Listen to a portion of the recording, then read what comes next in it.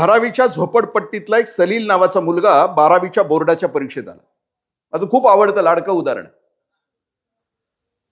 पहिला आल्यानंतर प्राध्यापक त्याच्या महाविद्यालयाचे त्याचा सत्कार करायला त्याच्या खोलीत पोहोच. धारावीच्या झोपडपट्टीचा तो गोंगाट, ती दुर्गंधी, ते गटार तुडवत तुडवत प्राध्यापक या लेकराच्या खोलीत पोहोच, झोपडीत पोहोच. पोहोचल्यानंतर तिथलं वातावरण, त्या झोपडीमध्ये किती समृद्धी होती. 2 सतरंजा, एक स्टोव, काही शिजवायचं साहित्य. प्राध्यापकाने त्याला प्रश्न विचारला की कसं काय पहिला आला एवढ्या वाईट वातावरणामध्ये.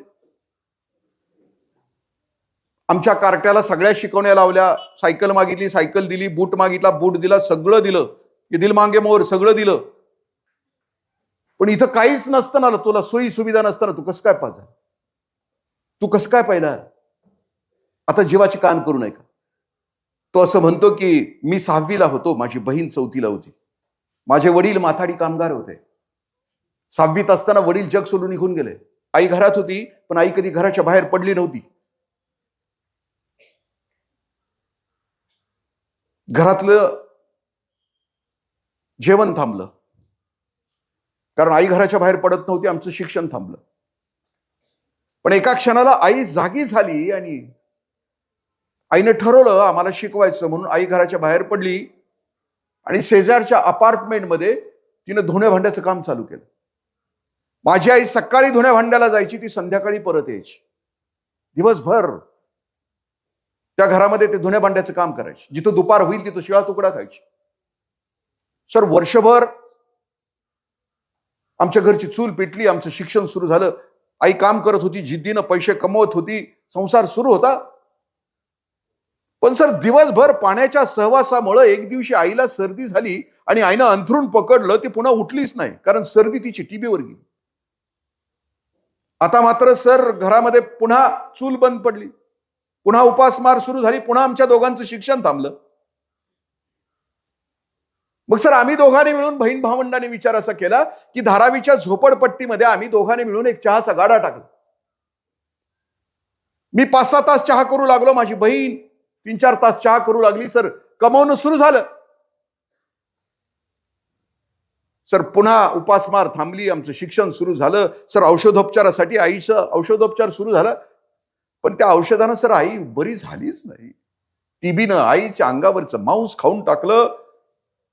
सर फक्त हाडाचा सापळा शिल्लक राहिला तिचा. सर आता आईला मरायचं होतं, कारण टीबीनं तिला बरंच केलं. जीर्ण आणि क्षीण झाली होती आई माझी. आईला मरताना सांगायचं होतं, तिच्या श्वासाची शेवटची घरघर सुरू होती, तिला मरताना काहीतरी सांगायचं होतं, म्हणून सर तिला मांडीवर घेतलं. माझा कान तिच्या तोंडाजवळ नेला आणि आई जोरानं जोरानं जोरानं बोलली, सर की सलील शिक आणि बहिणीला शिकव. सर आई वाक्य बोलली, जग सोडून निघून गेली. पण सर मरताना आईचे डोळे उघडे होते, सताड उघडे होते, माझ्याकडे बघत होते, मिटलेच नव्हते. सर आई निघून गेली, पण आम्ही पुन्हा शिकत राहिलो, काम करत राहिलो. 10वी नंतर 11वीत आलो. 11वी मध्ये मस्ती, दिल दोस्ती, दुनियादारी, जवानी. सर कॉलेजला गेल्यानंतर वाटायचं की क्लास बुडवावा, कॅन्टीन मध्ये बसावं, क्लास बुडवावा, मॅटिनीला जावं, क्लास बुडवावा, एखाद्या श्रीमंत पोराच्या मोटरसायकलवर बसून शायनिंग मारावी. सर जवानी होती ना, मस्ती होती ना, सर वाटायचं ना की.